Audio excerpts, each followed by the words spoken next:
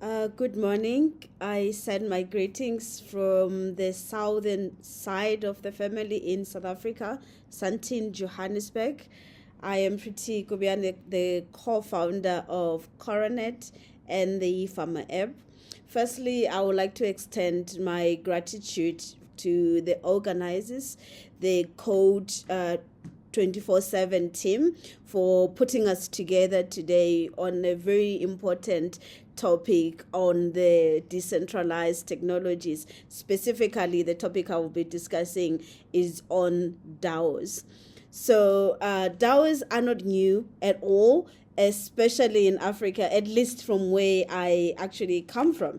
I was born on the east side of the Eastern Cape side of South Africa, about 1 hour away from where the great Nelson Mandela was born and other great leaders. So it was during the time where there was a boom in the mining sector. It has been going for a while, but when I was born and when I was a child, there was a large number of males, brothers, fathers migrating to big cities, to mining cities like Johannesburg and other cities.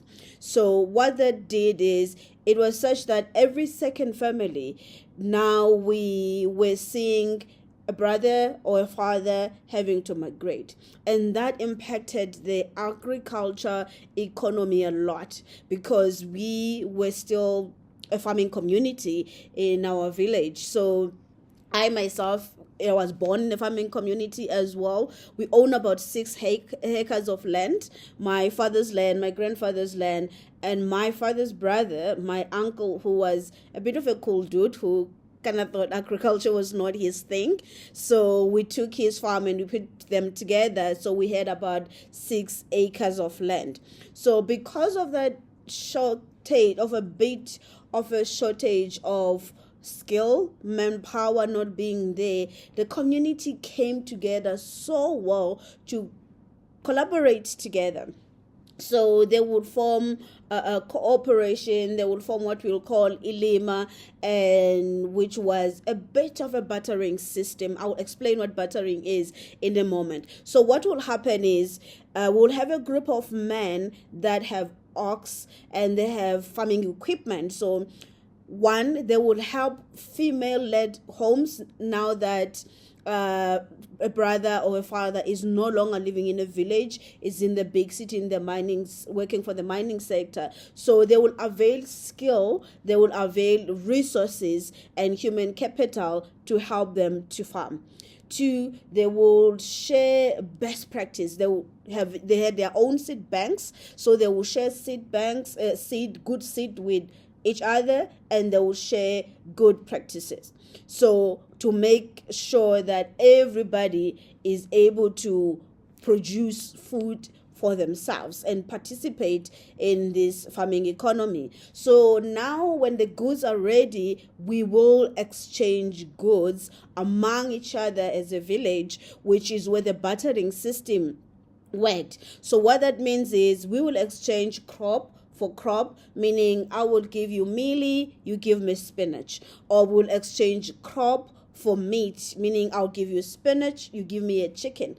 We will exchange services for crops, meaning if you have 2 acres of land, I'll come into your land and say, because you don't have cattle, I'm going to avail a group of cattle and young men in my house, and we will come and plant your field for 30% of your harvest.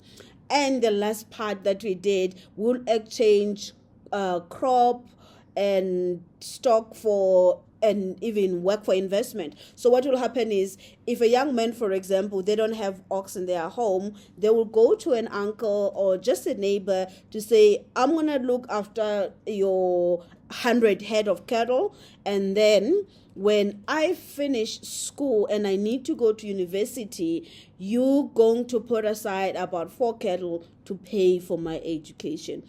It worked very, very, very well. I know the Igbo tribe have got an apprenticeship system as well that is very similar to the last system I've just mentioned.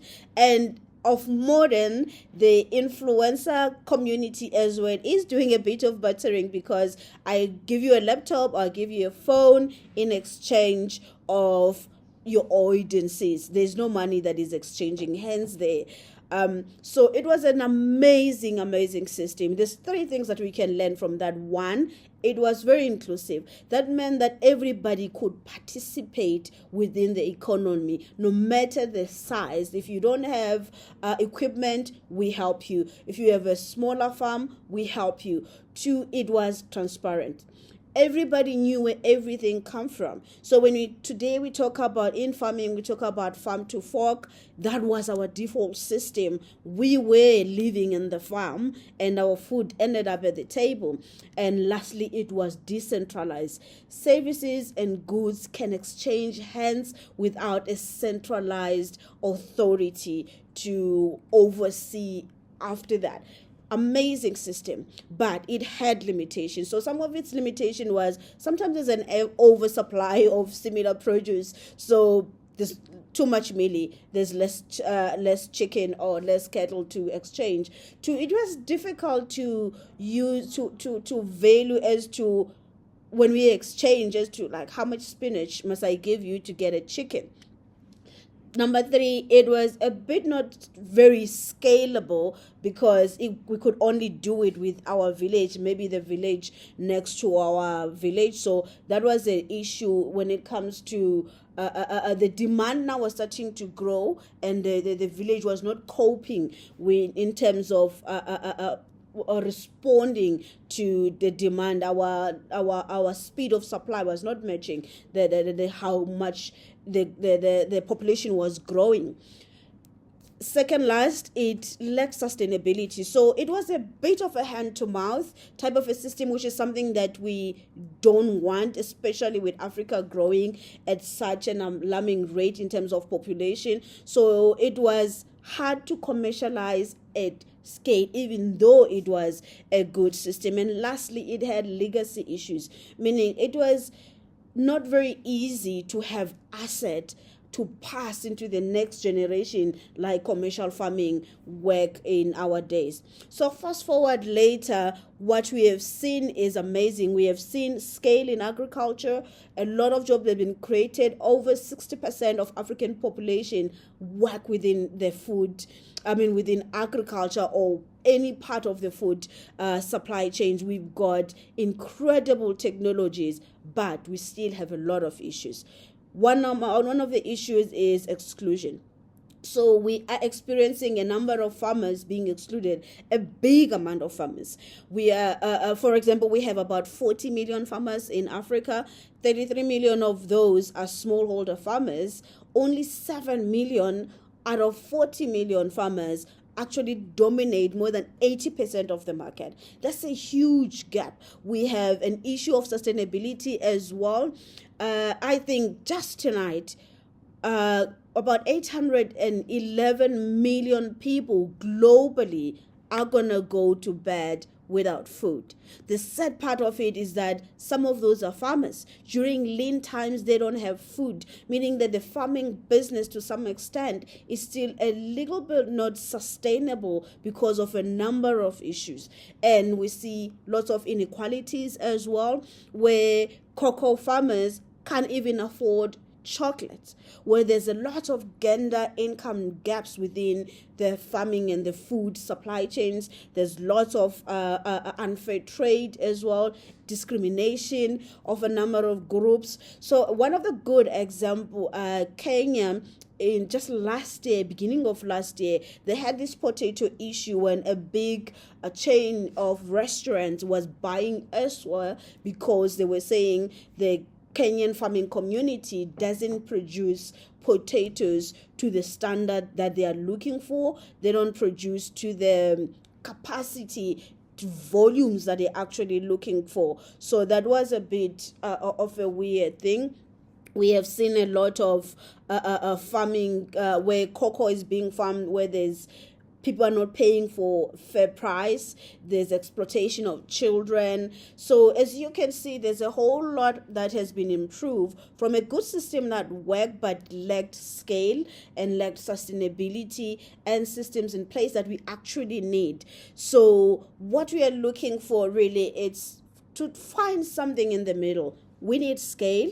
We need accountability. We need sustainability. That's why organizations of the future, supply chains on the future, ecosystems of the future have to actually prioritize these three things.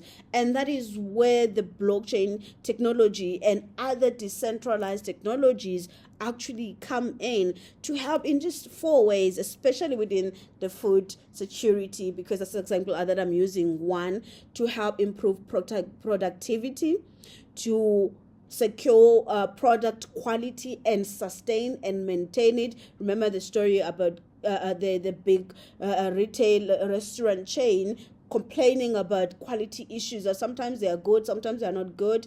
And you and I, if we go to a retailer to buy something, we don't say, oh, is the farmer you order this thing from? We go to them and complain, and we need our money back, and if it gets bad, we sue them.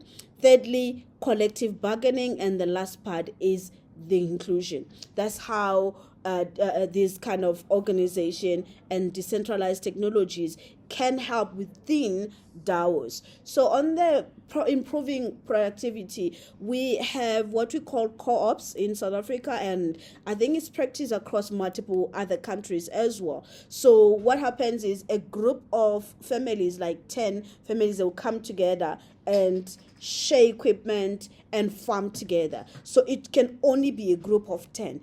But in these kinds of organizations where the technology is involved, remember scale, because the system, the bartering system, the Ilema system that we use in my village, I think is still the best. It just was lacking a bit of scale. So what could happen now is that it can work in this regard to help them with improving productivity, where they can tokenize assets, where they can co-own assets together so that they pool their monies together, be in the same farming ecosystem. Instead of 10, we can have 1,000, we can have 10,000. Really could be great scale as long as they are within the same community and the same geography. They can be able to do that, to have sharing of equipment. They can have close the knowledge gap as well, where they can share knowledge among themselves, what work. Remember, we shared best seeds and best farming practices that actually work.